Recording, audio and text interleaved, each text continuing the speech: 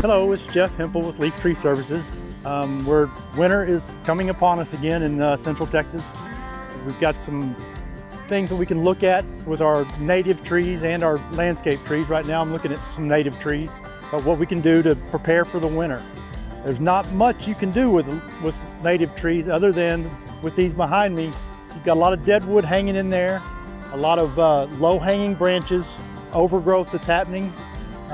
Taking out your dead wood, of course, is important to make sure pests stay away, and also maybe taking some weight off certain branches or limbs that the tree can't handle if there is an ice storm. Also, you can do a little bit of end weight reduction on these ends down here where there's overgrowth hanging on the tree, to take that off, to lift that up a little bit. Now, also, we want to keep in mind that the less is better for a native oak. A larger heritage, older oak, the less you cut on it, the better. So unless you've got a professional lifting some of this canopy up, try not to cut on your oak too much. It'll just stress it out even more, which makes the winter that much more difficult, or can be more damaging, if you will.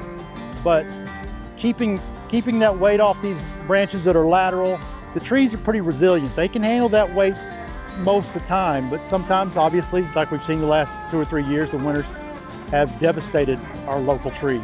But they came back. You see, they'll come back. But as far as preparation is concerned, if we're in a drought, maybe some slow watering on them to keep them watered. But other than that, there's not a lot you can do other than what I've just told you: the taking out the dead wood, keep the pests away, and to lighten some weight up on some of the tree branches, and the end weight reduction, the lifting some of those up by a professional. It is the time of year, if we are going to cut on them, to do it. It's a great time of year to do it. Toward any time from the end of the summer up to January, we're good. So that's the best thing you can do for winter in Texas. And this is for every tree.